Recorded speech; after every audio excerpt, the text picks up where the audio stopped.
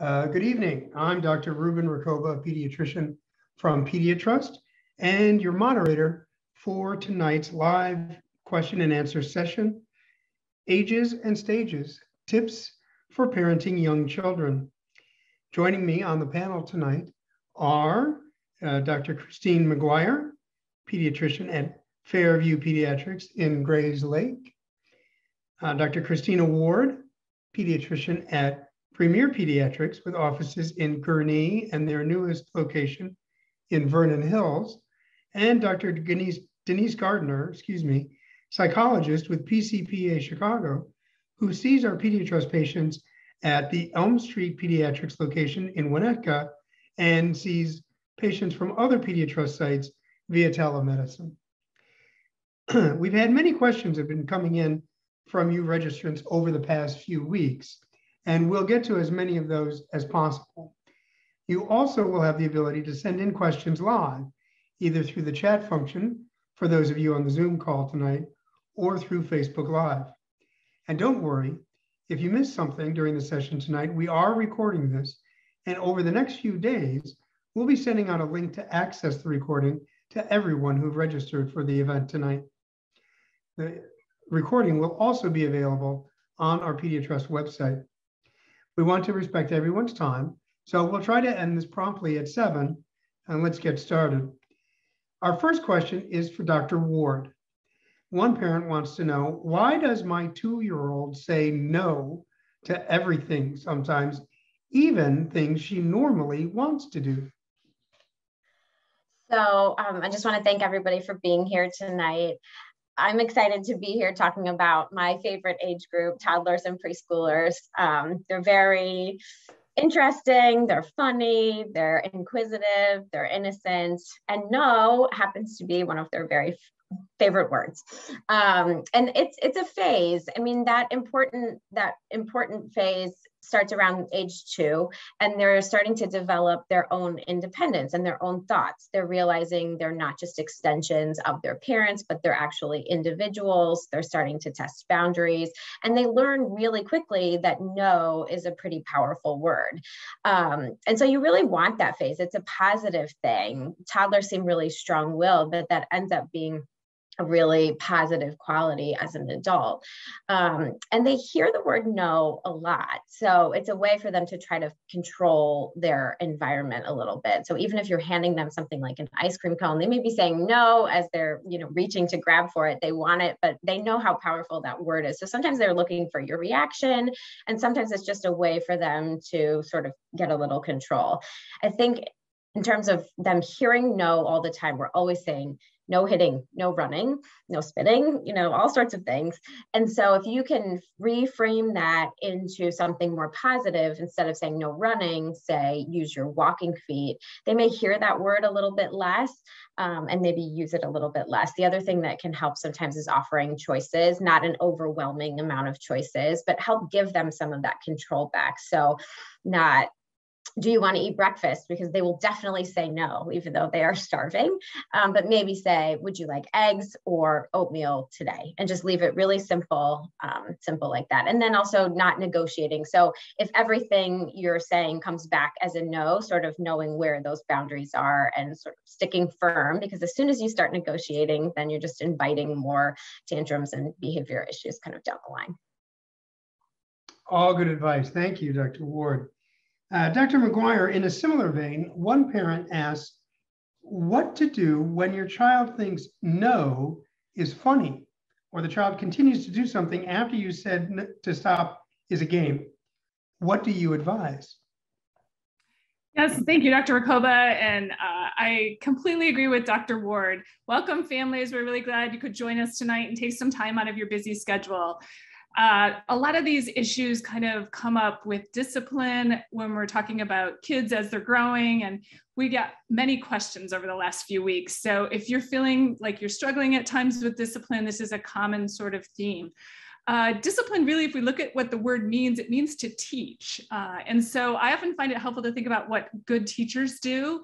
And good teachers will, first of all, they really like their students. So sometimes if we can take a moment, stop and think about what we really like about our child, that can kind of put us in a better frame of mind and help us to calm down for a second and think, okay, how can I make a good solution on this situation? Another thing that good teachers do is they explain a lot. So sometimes kids don't understand. We've had, for example, 20, 30 years to figure out how to get out of the house in the morning, but the kids have not. And so sometimes a little bit of an explanation is helpful. Now at 2, 3, 4, they're not super, their brains are not super well developed. So we don't want these explanations to be super long. And just like if I talk too long, you'll tune me out. Your toddler will tune you out too. So if your kids are saying no, I would, just like Dr. Ward said, try to distract them, try to use an alternative technique and try not to draw attention to that no. So if they say no, you're getting ready to go for bed and they say, no, I don't want to go to bed, you can try making a game of it. Who doesn't love a game? Scoop them up, grab them, take them upstairs and make a game out of it. If it's an older child and they're not and you can't scoop them up, you can offer to race them. But again, the more we can kind of play with our kids and kind of make things fun, the more likely we are to have success. And the same thing goes when certain times of the day are hard. For instance, bedtime is often a hard time of the day, or early in the morning is a hard time, and we see no's at those times. If we can try to play with our kids and spend some time with them at other times, then when we have those times when we need things to be done, then we can kind of bank on those other times and use those so that we can go forward and hopefully be successful in what we're trying to do. Thank you, Dr. McGuire. And after having raised 4 teenagers, I can say that yes, we love our children every day, but there are days where it's difficult to find why exactly we like them. So good advice. We've all heard and probably used timeouts to some degree with our own kids. One parent asked, is timeout an important tool to use? And if so, when and how? Dr. Gardner, what can you tell this parent? Yes, thank you, Dr. Rucoba. So timeout, I think I'll start by saying timeout is something that I could talk about for a very long time, but I'll try to keep things down to the basics for tonight. As a psychologist, timeout is a question I get asked about all the time, or hear a lot about, parents having tried timeout and feeling that it wasn't effective. So I think timeout is also something that has a lot of myths and misconceptions about it. So ideally, timeout in the most effective way is timeout from positive reinforcement. So, and even more specifically, timeout from caregiver attention. So it means kind of an ultimate stopping of activities and stopping of interaction, taking a brief time away and just not getting any attention or interaction during that time. So when used effectively, meaning that it's timeout from positive reinforcement and attention, timeout can work. Now there's a couple of things to keep in mind in terms of how to use timeout effectively. One is that you kind of have to decide as a parent what you're going to give a timeout for, right? It's not something that's effective when it's used for, every little thing, or we're constantly giving timeouts throughout the day. So some ground rules to keep in mind are that timeout can be used for something like physical aggression, or it could be used for something like repeatedly not listening to a parent's instructions.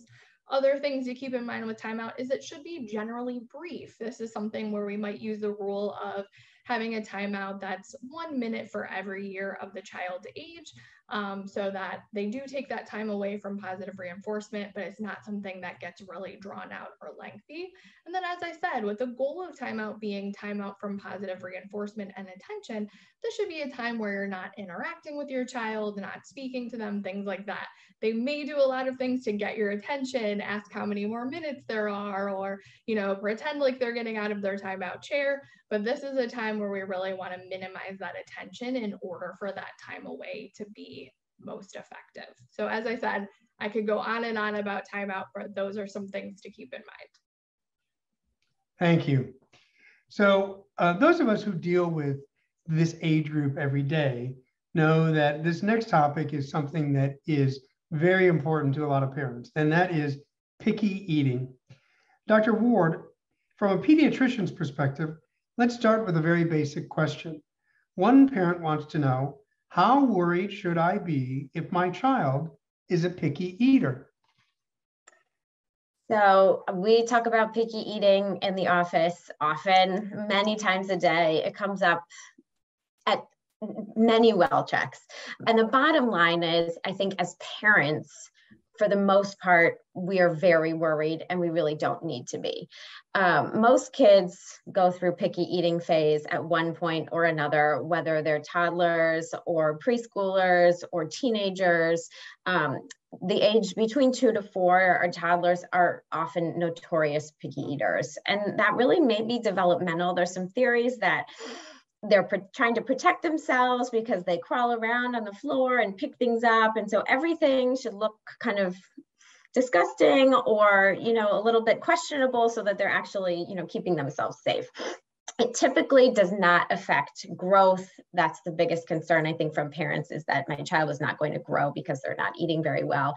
It typically doesn't affect their nutritional status, and they really tend to grow out of it. So generally, if they're meeting their developmental milestones and they're growing well, there's no other signs or symptoms of disease, and your pediatrician is not worried, I would not worry too much about it. There definitely are things that you can do to try to work on picky eating, and I think we'll touch on some of those. But in general, the short answer is I think not to worry too much.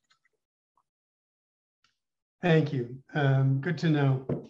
From a psychologist's perspective, Dr. Gardner, how do you get a child to try new foods? Yes, of course. So I think a couple things that I would say, and the first is something you'll probably hear me say again tonight, but I think parent modeling plays a really big role. So when you're having family meals, parents modeling, enjoying a variety of foods and that type of thing can be super powerful for especially younger kids. I think another thing to keep in mind is setting realistic expectations. So if you want your child to try a new vegetable, for example, I would recommend starting with small and realistic expectations. So if we're going for green beans, rather than saying, okay, here's a whole serving of green beans on your plate, maybe start by putting one green bean on the plate. Maybe start with the expectation of, even before taking a bite, maybe I touch this with my finger, maybe I touch it to my lips, right? Maybe I kind of, in an appropriate way, explore this food before I even get to the point of taking a bite. I think also maybe taking some of the pressure off of that, trying a new food and trying it during a time that isn't a family meal, like dinner time, which tends to be busy and stressful, maybe doing it during a snack time. And again, still having those realistic expectations, but also taking some of that pressure off.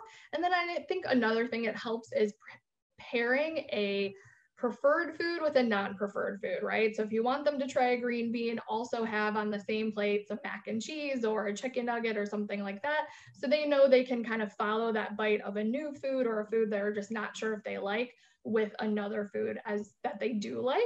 And then also just lastly, knowing that these things take time, right? So there's some research out there to say that it takes multiple tries to know if you like a food or not. So even if they didn't like it the first time, I would continue to present that again because they may develop a like of it over time.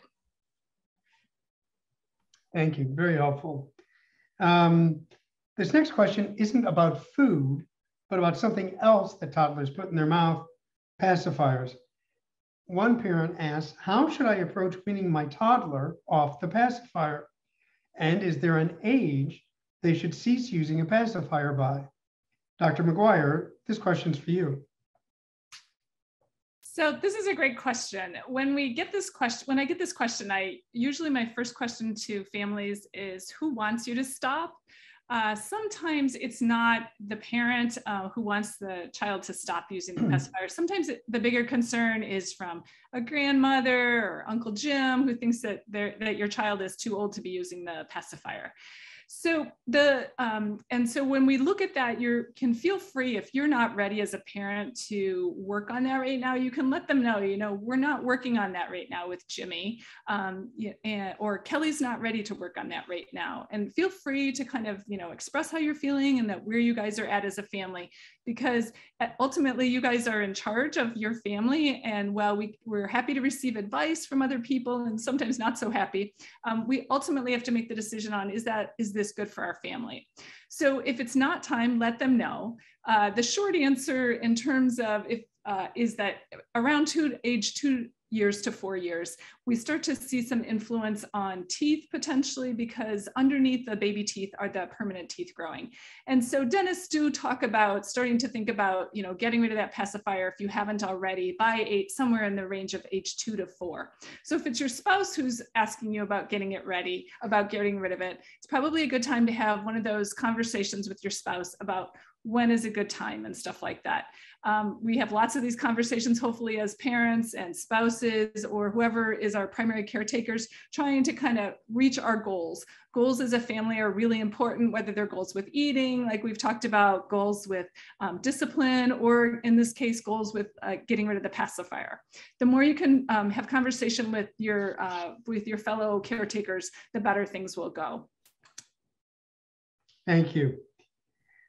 This next question is tricky, but it's very important. So I'd like all three of you to respond, since it's important to get different perspectives on this topic. One parent asks, I could use help with ways to say no to unhealthy foods and encourage healthy eating without creating psychological issues around eating. Dr. Ward, we'll start with you. What do you say to that parent?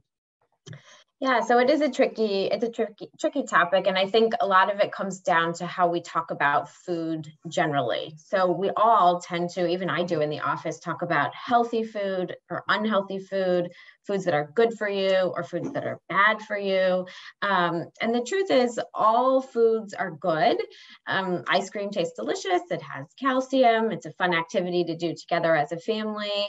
Broccoli, Brussels sprouts are healthy for you, but if you ate those every single day or all the time, your body would be deficient in other nutrients that you need. So I think it's good to think about food as all being good or okay, but different foods give us different nutrients that our body needs. And don't forbid anything in the house or say, we don't eat that, or it's okay to say maybe we don't keep things in the house, but if that's soda, for example, which we would recommend, maybe just don't keep it in the house. But then if you go out to dinner, maybe it's okay to do, and see that it's okay to do once in a while. I would avoid trying to talk about eating vegetables, for example, because it's good for you. There's another way to get that same message across. So we can talk about why foods are good for us.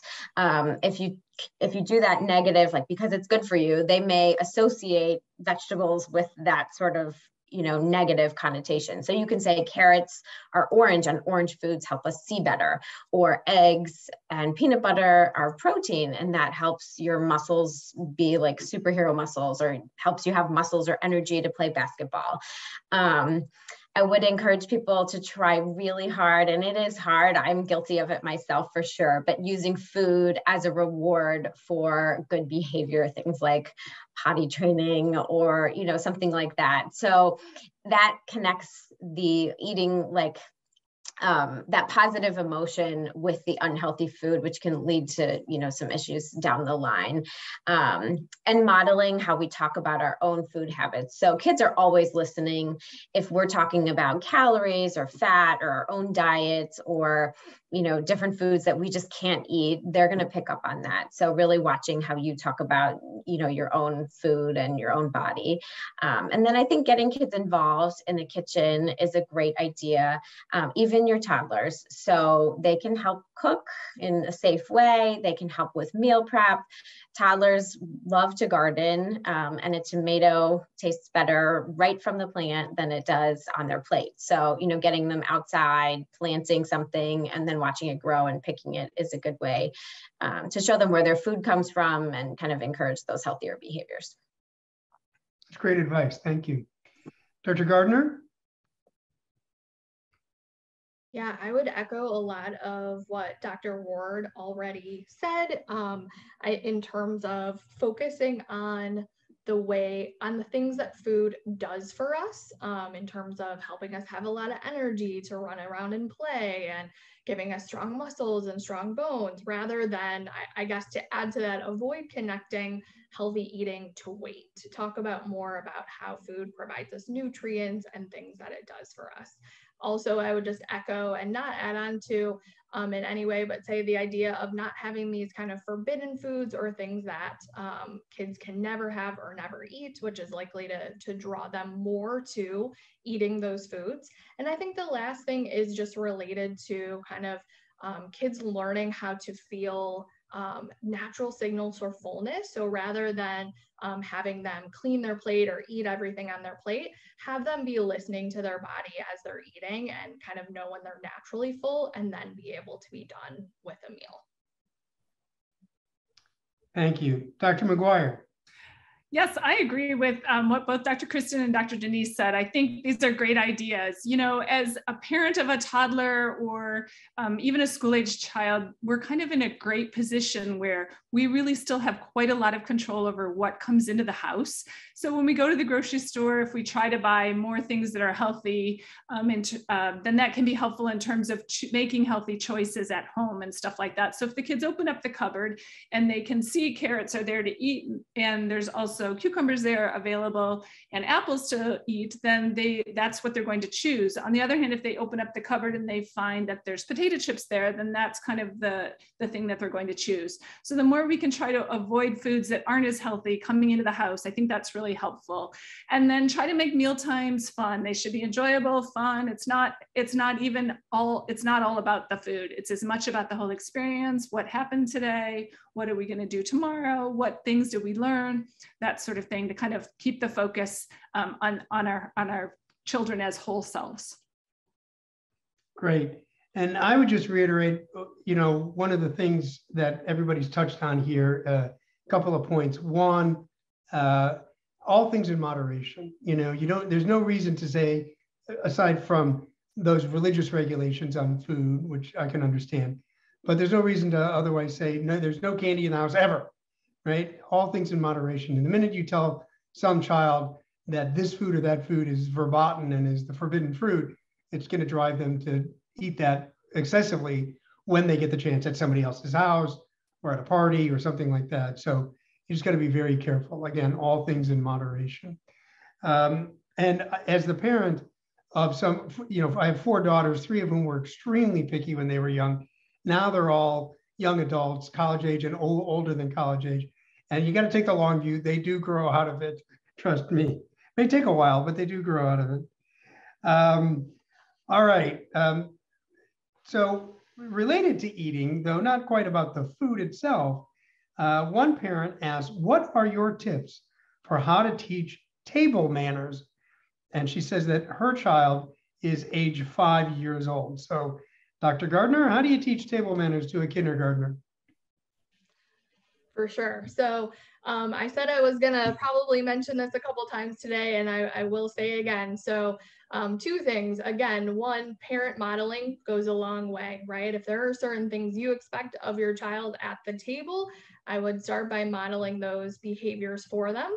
And another thing I said earlier today too, related to the picky eating, was set appropriate expectations, right? So if your child is young, it's great to teach them table manners, but it may take them some time to really be showing the table manners that you're expecting. So I would be specific about what you expect. I would say, you know, come to the table the first time you're asked, stay in your chair throughout the meal, use utensils when appropriate, and then ask to be excused, or stay at the table until everyone's finished eating. So I would be specific about what you would expect. I would praise when you see that cooperation and when you see them using appropriate table manners, but I would also give it time, given that using appropriate table manners may be a priority for you, may not be a priority for them. So give them a chance to learn and develop those things over time.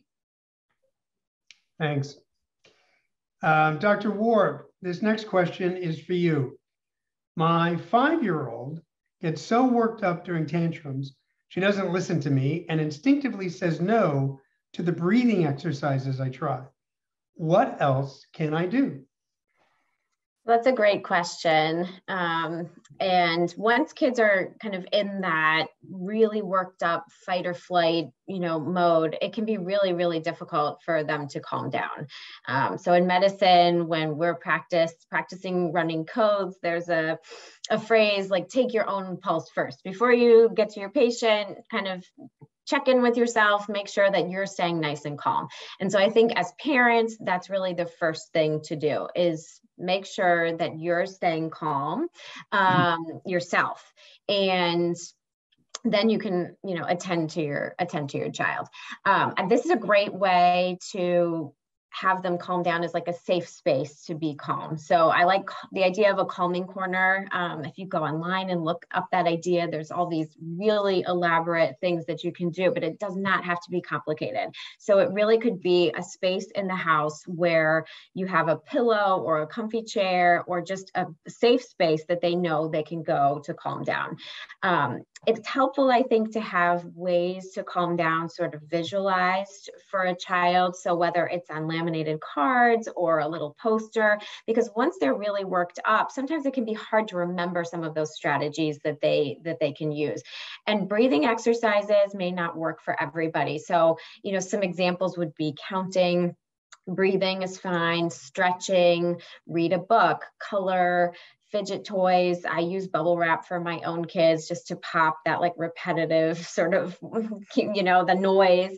A bottle that has glitter and water that they can kind of look at. I mean, there's all different ways, and you can brainstorm. If you have a 5-year-old, you can brainstorm with them at a calm time, a time when they're not in the middle of a tantrum. What ways do you think might help you calm down? Hugging a stuffed animal, and then sort of make up those cards or have those things nearby so that they're readily available. And then after they're calm, I think you can start practicing or working on naming their specific emotions. And, the more you practice, the better that they'll get at saying, I was shouting, but when I calm down, I actually realize I am mad or I am frustrated. And that's another thing that you can print out or really have kind of on paper for them to practice. And practicing that at a time when they're not worked up also will really help. And the goal of all this, and it's labor intensive and it may seem overwhelming, it does take some practice, but the more you do it, the goal is for your child eventually to be able to say, I am frustrated or I am upset, instead of kind of going from 0 to 100. Thanks.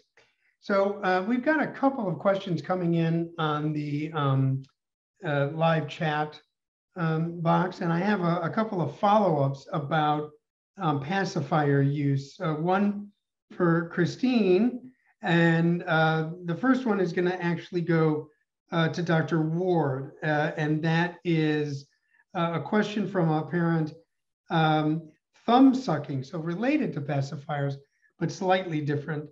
Thumb sucking, how can we stop? She's 5, we're big with the 5-year-olds tonight, aren't we? She's 5, desperate to do it, and so sad and so upsetting to try to stop. And I can't really send her thumb to quote unquote heaven. So what do you tell a parent who wants to stop their child from thumb sucking? Dr. Ward? I usually tell people, and I welcome anybody else's opinion, thumb sucking can be really, really tough. And it's something that doesn't always have an easy answer, because exactly as that parent is pointing out, their thumb is attached. And so, in situations where they are trying to calm down or maybe bored, or, I would start by figuring out, when is it happening? So is it happening specifically at bedtime, or is it happening in the car, or while they're watching TV, and this really goes for any habit, picking nails, biting nails, anything like that.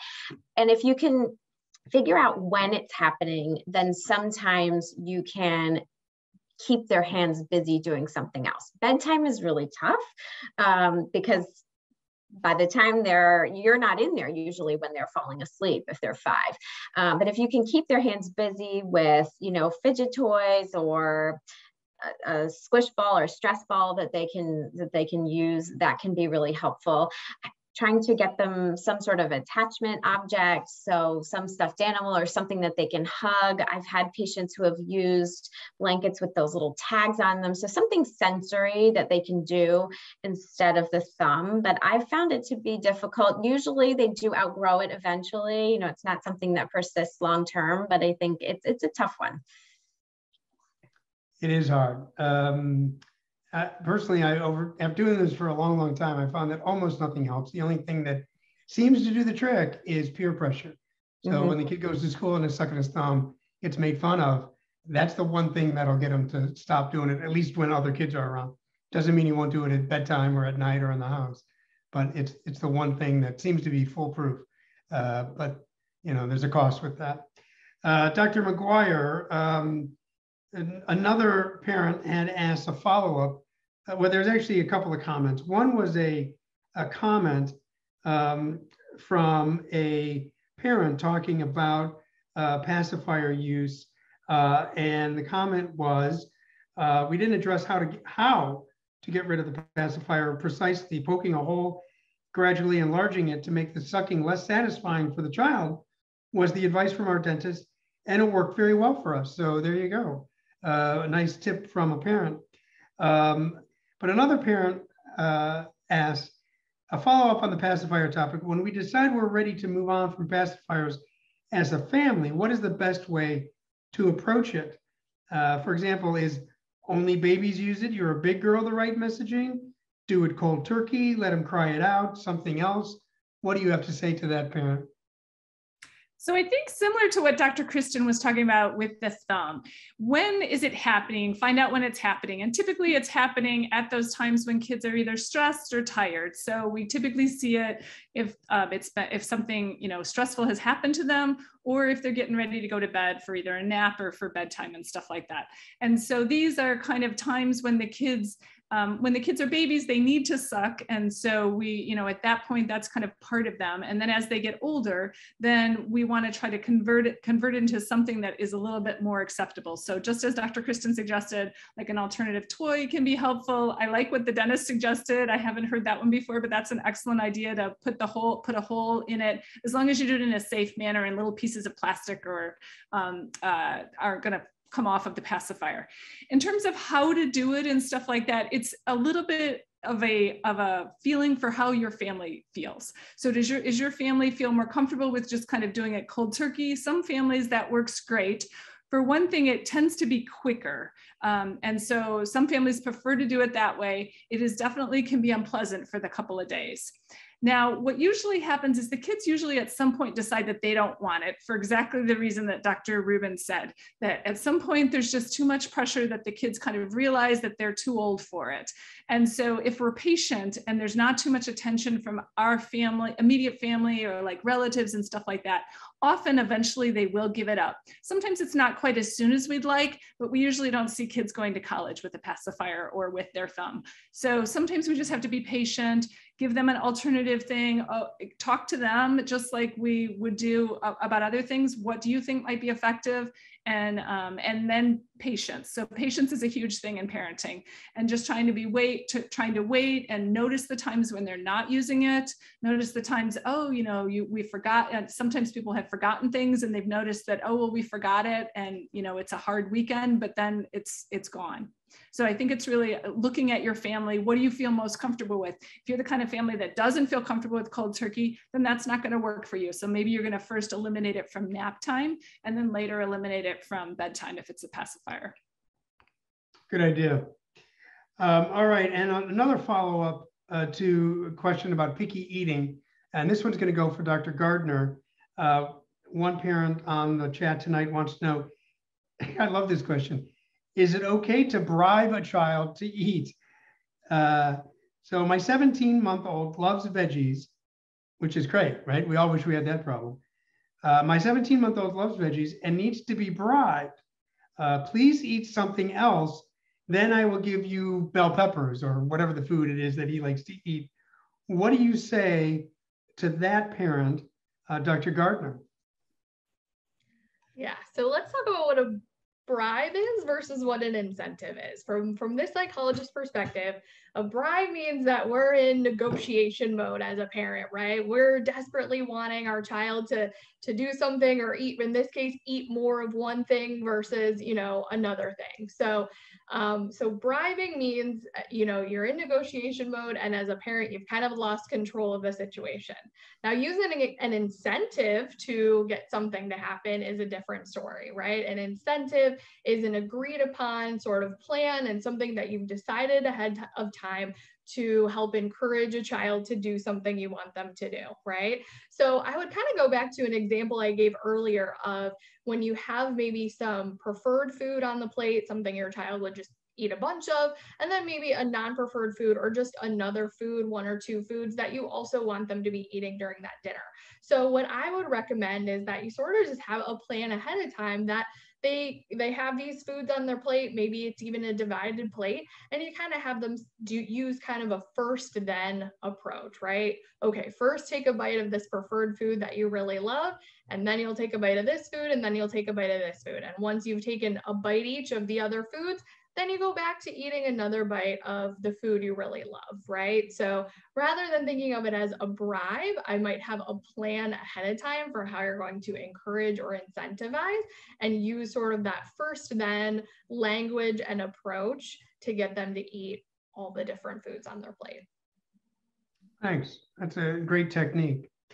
Can I add something really quick too? Sure, go ahead. I was just thinking about, I usually try to tell people too to think about eating as a division of responsibility. So the parent's responsibility is really to provide a healthy, well-rounded, balanced diet, and sometimes make it interesting and exciting, and sometimes it just shows up as is.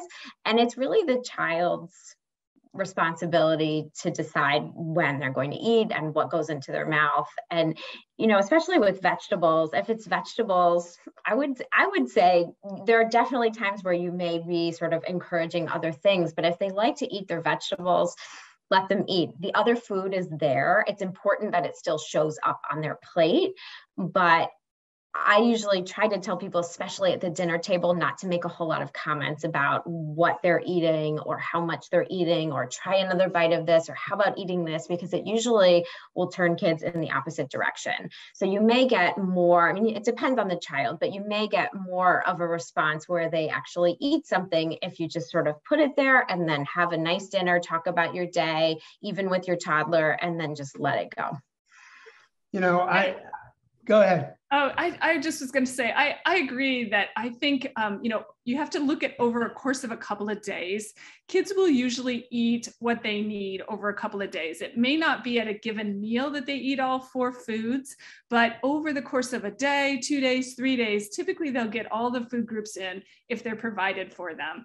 And so I tend to agree that the more we can kind of just offer it to kids and not talk about it too much, then they just eat what they need. That's good advice. And the thing that I would say is, after having done this for a number of years in my own family, is mealtime should be pleasant, right? It's not a war. So you need to take that approach. Take the long view, to go 2, 3, 4 days, like Dr. McGuire says, and look at what they eat. Don't focus on what they're eating just at that one meal. So make it a pleasant experience for them. This is not a restaurant, right? Your kitchen is not a restaurant. You're not going to make them 12 different things and find one that they like, right? This is what dinner is. If you want it, great. If you don't, that's okay. We're not going to yell about it. We're not going to discuss it. You eat if you're hungry. If you're not hungry, that's okay. Now, don't be cruel and just make Brussels sprouts and asparagus for them if they don't like to eat that stuff. Provide something that they'll eat, even if it's just a cup of yogurt or something, so that they're not hungry. But trust me, if they don't eat anything and they go to bed hungry, they're not going to starve themselves. No child will starve themselves. They will eat when they're hungry, trust me. So don't make it a battle. Don't make it anything to fight about. Don't discuss it. Don't negotiate a lot. This is what's for dinner. If you want it, great. If you don't, great. And let's just have a nice meal. And that's really should be the tone of most meals. All right. Last question about eating, and this is for Dr. Ward. One question that came in tonight on the chat. I have an 18-month-old daughter. I was wondering if a multivitamin is needed. My daughter drops food on the floor. How do I get her to stop? She still wants to eat the item she drops. So two different questions, I guess. Sure, One about the multivitamin and one about dropping food on the floor. Yeah, so a multivitamin, I would say generally no. Most kids do not need a multivitamin. The only time I recommend vitamins, and usually I don't recommend it as a multivitamin, but some people just do it for convenience, would be if your child doesn't drink milk, if they don't like milk, if they're allergic, or if they just don't drink enough of it to get all of their vitamin D. Vitamin D is difficult sometimes to get from other places, and we really don't get enough of it. Today is a good example and from our environment. So if your child is not a big milk drinker and they're not drinking several glasses of milk, then I would say a vitamin D supplement is a good idea. And it could be in a multivitamin, or it can just be those little, my favorite is just those little tiny vitamin D drops. And even for bigger kids, I just dole them out to all of my children. So you can hide it in any drink. It's very easy. But multivitamins generally are not needed. Even if you think you have a very picky eater, all of our food is really fortified and they are definitely getting what they need. And then dropping food on the floor, I would say this is one of those things just not to worry too much about. I mean, I don't think I would make too big of a deal of it. You know, your child is still really young, 18 months is still really little, and they just don't have that, you know, they're not able to understand that we don't really want to eat things off of the floor. But in general, I just wouldn't worry too much about it. Okay, we're going to switch gears here and get off of the food topic. Dr. McGuire, this is a very basic question, but a key one. And that is, what is the best way to discipline and provide structure?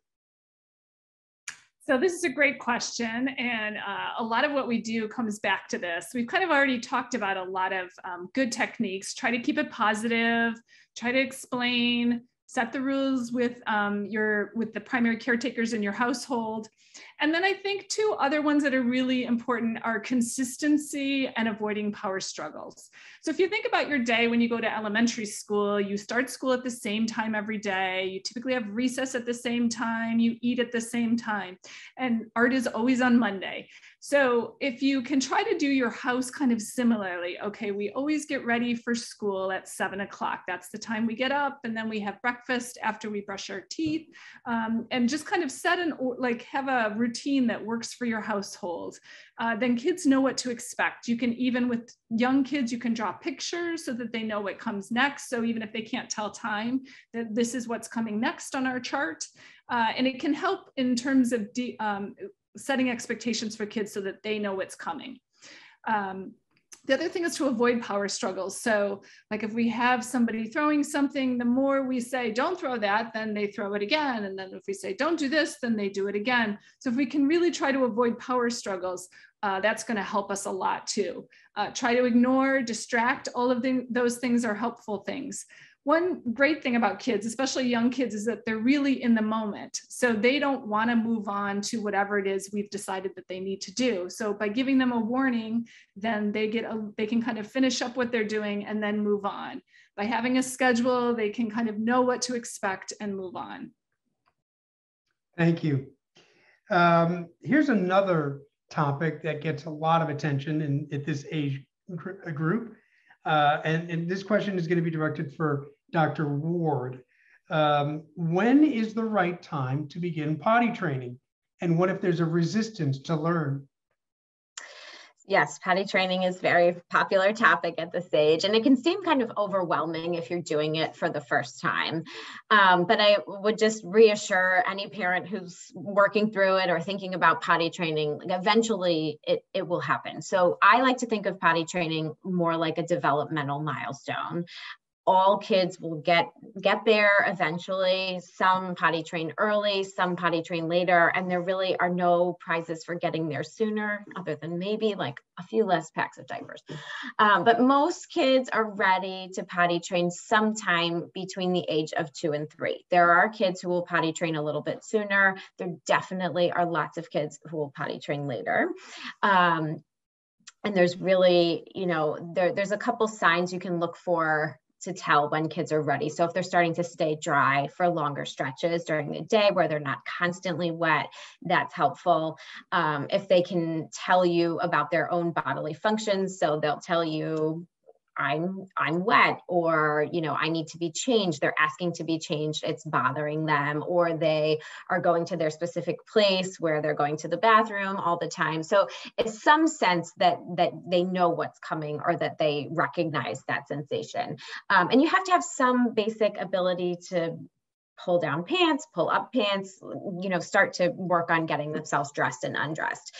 The biggest questions that we usually have around potty training come with the resistance to potty train. And my answer is pretty simple, and it's not usually very long. It's just, if there's any resistance, if you're having trouble, if it's not going well, if it's turning into this power struggle, or your child is just really either not interested or really adamant that they don't want to do it, just let it go.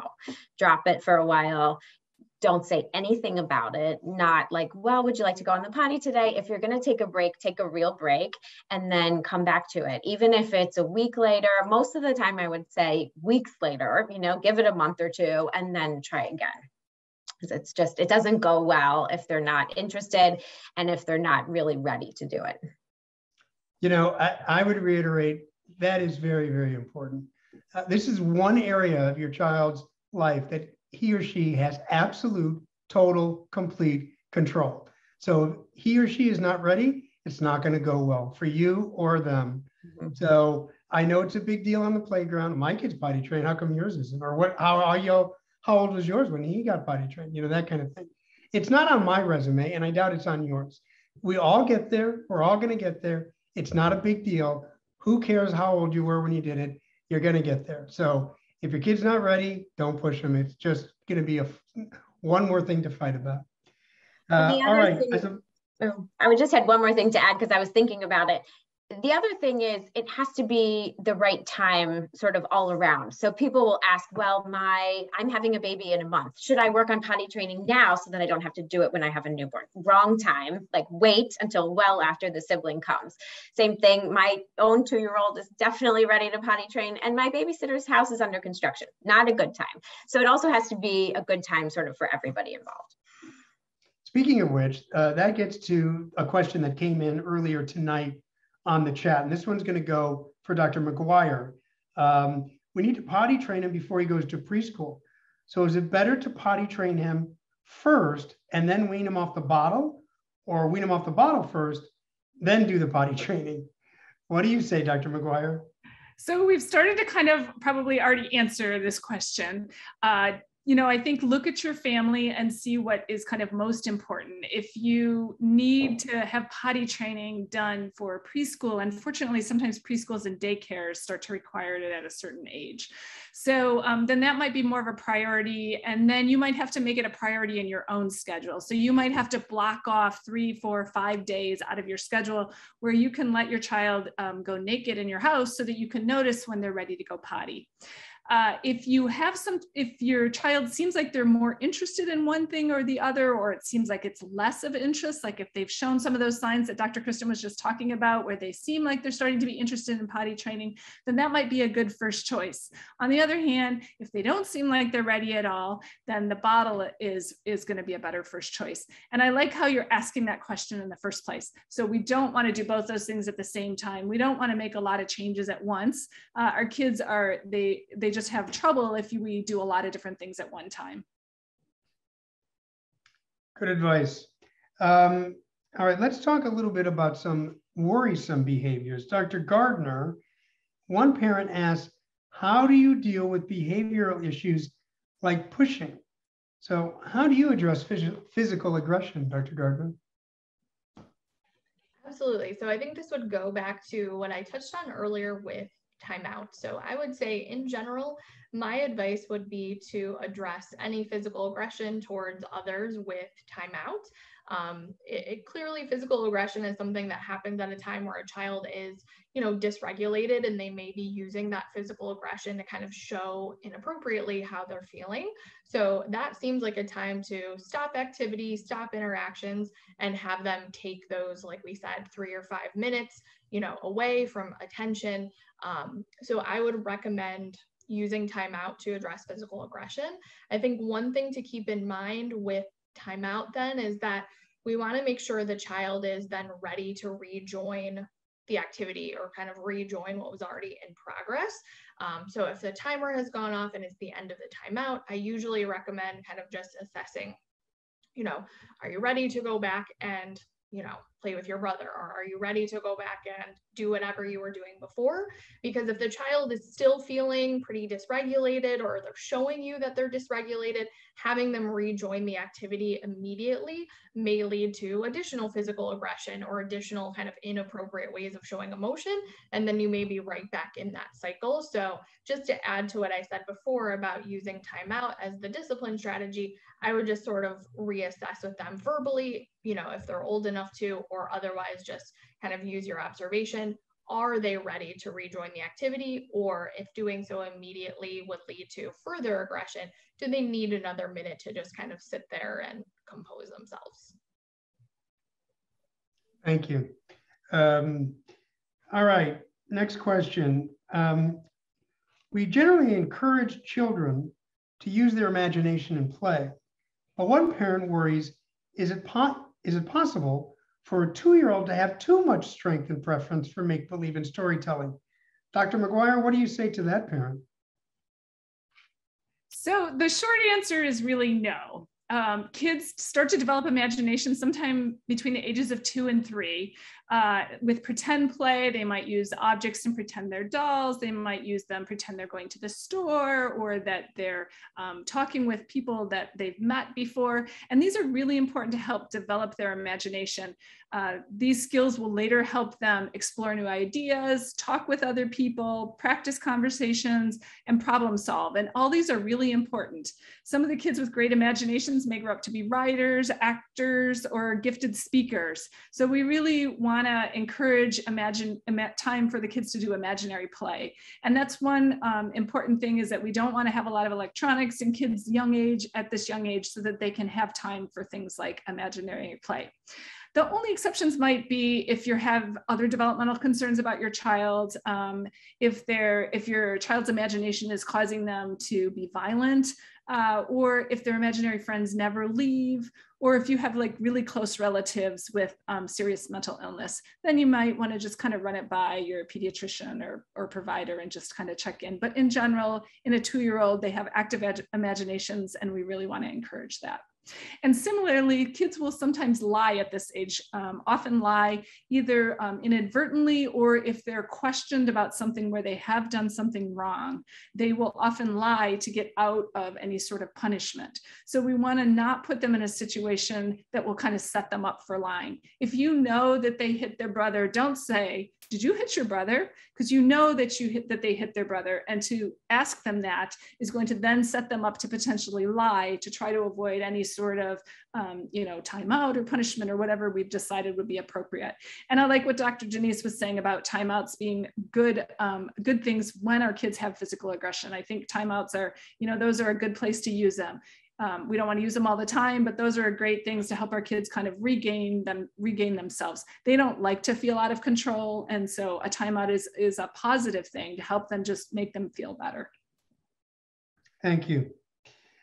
Dr. Ward, one question we got is, what tips do you have for guiding a toddler with playing or sharing with a younger sibling? It's a complicated situation sometimes when you have a toddler who's just learning how to really play themselves and, talking about sharing. And it's great when you first introduce them to their sibling and the baby just lays on the floor and they still get to play. And then once that child is not an infant anymore and is crawling around and starting to knock things over or take toys, it can turn into a bit of a parenting struggle. I think that it's important that your toddler have some toys that they don't have to share. So some things that are just theirs, and the perfect example, maybe not for a toddler, but for a preschooler, would be anything that has really small pieces so that it's safe, so that when everybody's playing together, there's no choking hazards or anything on the floor, but a place where, you know, either in their room or we're going to play with this at the table so that your brother can't get into it, so that they have the opportunity to just have some things that they don't have to share. Sometimes it's helpful to have them sort of playing side by side, and this usually takes some parent involvement, but if your toddler is playing something, then the baby can be playing with something sort of next to them so that they can learn how to play, you know, with a little bit of some parents' intervention before anything gets heated. I think once you have a conflict of a tower gets knocked over or something gets taken out of your toddler's hand, it's really important to sort of validate that they're upset and that that's okay. So you get mad when your brother knocks your tower down, or I can see that you're upset because your toy got taken out of your hand. And then, like Dr. McGuire was saying, good teachers explain. So toddlers don't understand why that just happened. And so maybe explaining your brother just wants to explore and play with you, and then come up with a solution together, maybe to work it out. And I think as kids get older, some strategies, not necessarily for a toddler, but for toddlers then with older kids, there are a lot of cooperative games that I love, that it's not who wins, but it's working together to sort of beat the game. And I think that those have been really successful, at least in our own house, because they're meant for really younger kids, but older kids can play them as well. And it ends up being, you know, kids sort of working together. So it enforces that sibling bond. And then also as they get older, I think parents versus kids. So if you can do anything where your kids are a team, but they're, you know, trying to beat parents in terms of a timer or doing something, I think that helps to sort of reestablish that sibling bond. So they end up working together, not against each other. Good advice. Thank you. And Dr. Gardner, we have a question for you. We've all experienced this, I'm sure, at some point with our kids. How do you encourage a child to engage and participate when entering a new situation? And the example given was gymnastics class, for example. What advice do you have for parents in this situation? Yeah, absolutely. So I think whether it's a new class or a new school, any new activity or thing that they're starting, one of my big recommendations is that as best as possible, a parent can kind of prepare the child for what to expect, right? You know, what's it going to look like, who's going to be there, maybe what their teacher's name is, just so they have kind of a general idea of what to expect there. I think when we can find a middle ground between having some preparation, but avoid having many conversations about it ahead of time, which can sometimes kind of enhance that anxious feeling, I think that's kind of the sweet spot to be in. So some preparation, but avoid kind of overthinking or over talking about it. I think also being able to normalize that it's okay to feel nervous. And a lot of kids do feel nervous when they're in new situations. So it's fine to feel nervous, but kind of the idea of being brave then. So in my opinion, being brave means doing something even when you feel nervous, right? It's not about not feeling nervous at all, but it's okay to feel nervous, but still do something anyway. And I think modeling calm yourself, right? Maybe not so much like in the example of gymnastics, but if your child is doing something new for the first time, as a parent being able to model, this is okay, we're okay, that kind of thing. And then just praise any cooperative behavior that they're doing, praise any times where they are getting involved, to really just begin to build their confidence in that new activity or new situation. Thank you. Well, I see that we've run up against the clock. It's 7 o'clock right now. And so I want to thank everyone who is participating tonight and came in as part of our audience. So thank you. Thanks for sending in all the questions that you did both tonight and over the last few weeks. And I particularly want to thank our panelists tonight, Dr. McGuire, Dr. Ward, Dr. Gardner. As a reminder, the event tonight was recorded. We'll be sending out a link in an email to everybody who registered for the event over the next few days. So you'll be able to access that recording if there's something that you missed, or if you want to pass it on to any friends or neighbors or family members. So again, thanks to everybody, and hopefully spring is here, and enjoy the rest of your week and your weekend. Thanks again. Bye-bye now.